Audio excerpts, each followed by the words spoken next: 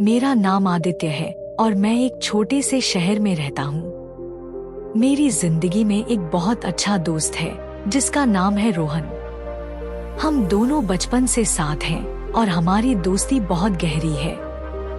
रोहन की शादी कुछ साल पहले सिया से हुई थी। सिया एक खूबसूरत और समझदार लड़की है और मैंने हमेशा उसे रोहन की पत्नी के रूप में देखा है। लेकिन एक दिन मेरी जिंदगी में एक ऐसा मोड़ आया जिसने सब कुछ बदल दिया। एक शाम मैं और रोहन एक कैफे में बैठे थे। हम दोनों अपनी जिंदगी के बारे में बातें कर रहे थे। रोहन ने कहा, आदित्य, सिया बहुत अच्छी है, लेकिन कभी कभी मुझे लगता है कि वह मुझसे दूर होती जा रही है। मैंने उसे समझाया, तुम्हें उसे थोड़ा समय देना चाहिए। हर रिश्ते में उतार चढ़ाव आते हैं। उस रात मैं घर लौटा और सिया के बारे में सोचने लगा। वह हमेशा मेरे लिए एक आदर्श पत्नी की तरह रही है, लेकिन मुझे एहसास हुआ कि मैं उसके प्रति कुछ और ही महसूस करने लगा हूँ। यह सोचकर मुझे बहुत अजीब लगा, लेकिन मैं इसे नजरअंदाज नहीं कर सका। कुछ दिनों बाद रोहन को एक काम से बाहर जाना पड़ा। उसने मुझसे कहा, आदित्य, तुम सिया का ध्यान रखना। मैंने हंसते हुए कहा, बिल्कुल, तुम चिंता मत करो। रोहन के जाने के बाद मैंने सिया को फोन किया और पूछा, क्या तुम चाहोगी कि मैं तुम्हारे पास आऊं? उसने कहा, हाँ, मुझे अकेलापन महसूस हो रहा है। जब मैं सिया के घर पहुंचा तो उसने मुझे देखकर मुस्कुराया। हम दोनों ने चाय बनाई और बातें करने लगे।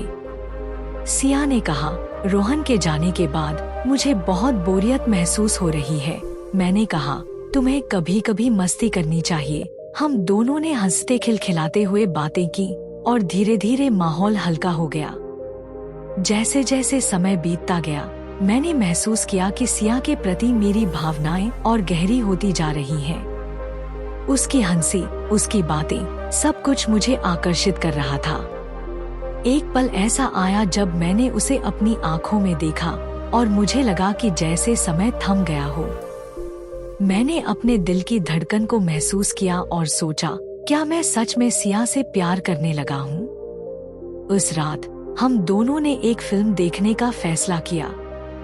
फिल्म देखते समय मैंने सिया के हाथ को धीरे से पकड़ लिया। उसने मुझे देखा, लेकिन उसने कुछ नहीं कहा। उस पल में मुझे लगा कि हम दोनों के बीच एक अनकही समझ बन गई है। फिल्म खत्म होने के बाद सिया ने कहा, आदित्य, तुम मेरे लिए बहुत खास हो। मैंने हिम्मत जुटाई और कहा, सिया, मैं भी तुम्हारे लिए कुछ महसूस करता हूँ। उसने मेरी ओर देखा और कहा, क्या तुम सच में ऐसा सोचते हो? मैंने कहा, हाँ, मैं तुम्हें पसंद करने लगा हूँ। सिया ने थोड़ी देर चुप रहकर कहा, यह बहुत जटिल है, लेकिन मैं भी तुम्हारे बारे में सोचती हूँ। हम दोनों के बीच एक अजीब सी खामोशी छा गई। मैंने उसके हाथ को और मजबूती से पकड़ा और कहा, हम इसे समझ सकते हैं। सिया ने मेरी आंखों में देखा और धीरे धीरे मेरे करीब आ गई। उस पल में मैंने उसे अपने करीब खींच लिया और उसके होठों को चूमा। यह एक ऐसा पल था जिसे मैं कभी नहीं भूल सकता। उस रात हम दोनों ने एक दूसरे के साथ अपने दिल की बातें की। हमने अपने प्यार को स्वीकार किया और यह तय किया कि हमें इसे छुपाना नहीं चाहिए। लेकिन साथ ही हमें यह भी समझना था कि रोहन हमारा दोस्त है और हमें उसके प्रति ईमानदार रहना चाहिए। कुछ दिनों बाद रोहन वापस आया। मैंने उसे बताया कि सिया और मैं एक दूसरे के प्रति आकर्षित हो गए हैं। उसने थोड़ी देर चुप रहकर कहा, यह बहुत मुश्किल है, लेकिन मैं तुम्हारी खुशी चाहता हूँ। मैंने कहा, हम इसे सही तरीके से संभालेंगे। सिया और मैंने एक दूसरे के साथ अपने रिश्ते को आगे बढ़ाने का फैसला किया। हम दोनों ने एक दूसरे के साथ समय बिताना शुरू किया, लेकिन हमेशा यह ध्यान रखा कि रोहन को कोई आहत न हो। हमने अपने रिश्ते को धीरे धीरे विकसित किया और हर पल को जीने की कोशिश की। सिया और मैं अक्सर मिलते, लेकिन हर बार यह सुनिश्चित करते कि रोहन को हमारी गतिविधियों का पता न चले। हम दोनों के बीच एक गहरा बंधन बन गया था, लेकिन साथ ही हम जानते थे कि यह एक संवेदनशील स्थिति है। एक दिन सिया ने मुझसे कहा, आदित्य, क्या हमें रोहन को सब कुछ बताना चाहिए? मैंने कहा, यह बहुत मुश्किल होगा, लेकिन हमें ईमानदार रहना चाहिए। सिया ने सिर झुकाया और कहा, मैं जानती हूँ, लेकिन मैं नहीं चाहती कि रोहन को दुख पहुँचे। हम दोनों ने तय किया कि हम रोहन से बात करेंगे, लेकिन पहले हमें अपने रिश्ते को और मजबूत करना था। हम एक दूसरे के साथ समय बिताते रहे और हर दिन हमारे प्यार की गहराई बढ़ती गई।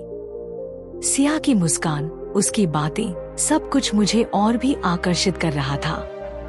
एक शाम हमने एक पार्क में मिलने का फैसला किया। वहाँ चांद की रोशनी में हमने अपने दिल की बातें की।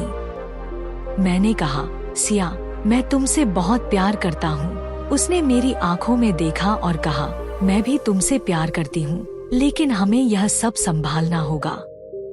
हम दोनों ने एक दूसरे को गले लगाया और उस पल को जिया। लेकिन मन में एक डर था कि रोहन को यह सब पता चल जाएगा। हम दोनों ने एक दूसरे से वादा किया कि हम हमेशा एक दूसरे का साथ देंगे, चाहे जो भी हो। कुछ हफ्तों बाद रोहन ने हमें एक साथ देखा। उसकी आंखों में सवाल थे और उसने कहा, क्या तुम दोनों के बीच कुछ चल रहा है? मैंने हिम्मत जुटाई और कहा, हाँ रोहन, हम एक दूसरे से प्यार करते हैं। उसने थोड़ी देर चुप रहकर कहा, यह बहुत मुश्किल है, लेकिन मैं तुम्हारी खुशी चाहता हूँ। रोहन ने हमें समझाया कि दोस्ती और प्यार दोनों महत्वपूर्ण हैं, लेकिन हमें एक दूसरे के प्रति ईमानदार रहना चाहिए। हमने उसे आश्वस्त किया कि हम उसकी भावनाओं का सम्मान करेंगे और हमेशा उसके साथ रहेंगे। इस तरह हमने अपने रिश्ते को एक नई दिशा दी। सिया और मैंने एक दूसरे के साथ अपने प्यार को जीने का फैसला किया और रोहन के साथ भी हमारी दोस्ती मजबूत बनी रही। यह एक नया अध्याय था जिसमें प्यार, दोस्ती और ईमानदारी का एक अनोखा संगम था।